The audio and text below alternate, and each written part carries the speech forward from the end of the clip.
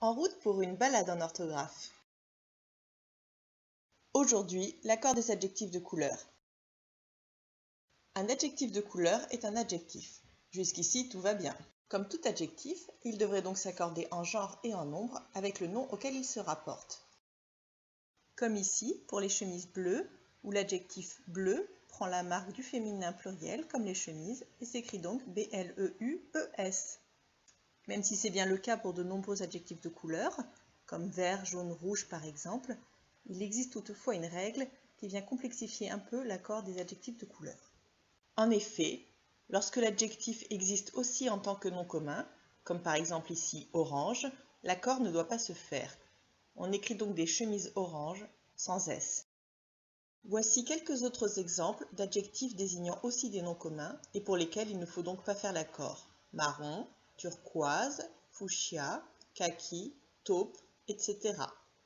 Cependant, il existe quelques exceptions à cette règle, c'est-à-dire que l'adjectif de couleur désigne aussi un nom commun et pourtant il doit être accordé.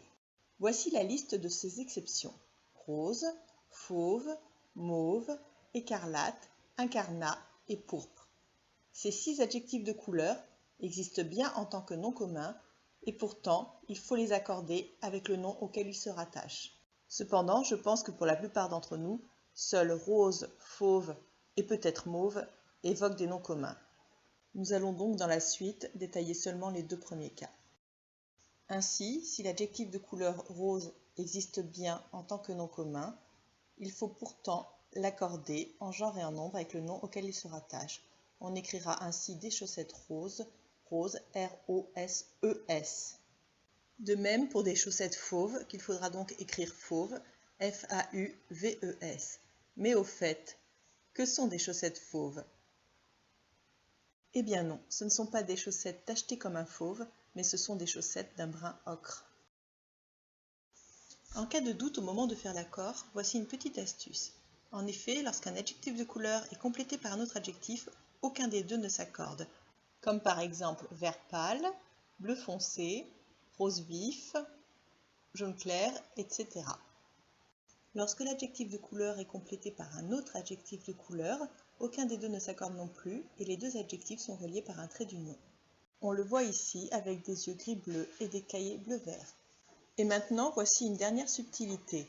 Lorsque plusieurs adjectifs de couleur se rattachent à de mêmes objets, leur accord permet de savoir si les objets sont monochromes ou polychromes. En effet, lorsqu'un objet est de plusieurs couleurs, il ne doit pas y avoir d'accord des adjectifs qui s'y rapportent. On dira ainsi une robe noire et blanc.